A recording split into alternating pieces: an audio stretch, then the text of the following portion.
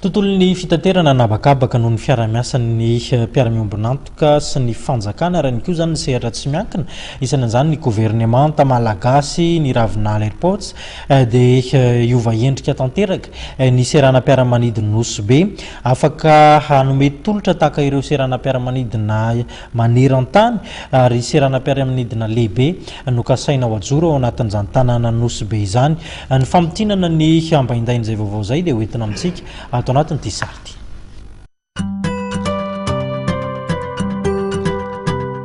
Grâce au partenariat public-privé entre l'État malagasy et Ravinala Airports, l'aéroport de Nosy-Be va faire peau neuve et pourra offrir des services dignes des plus grands aéroports. Ravinala Airport no nahazo an'izay noho ny tolotra nataony mifanaraka amin'ny zavatra bedavitsika malagasy. Ny taty Nosy-Be valopolo isanjato ny asa ao atao dia mikasika ny piste. Septembre 2017, le chantier de Nosy-Be a démarré par le renforcement de la piste de 2 km 300 avec la réfection de la bus sous piste. On le fait dans toutes les normes de sécurité, nous n'arrêtons pas le trafic.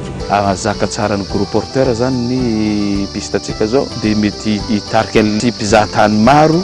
Tsy navandy Ravinala, tsy navandy ny mpitondra Fanjakana. Foatsy le tety amin'ny fanaraha. La réception technique de la piste a eu lieu le 30 octobre, soit un mois après le début des travaux.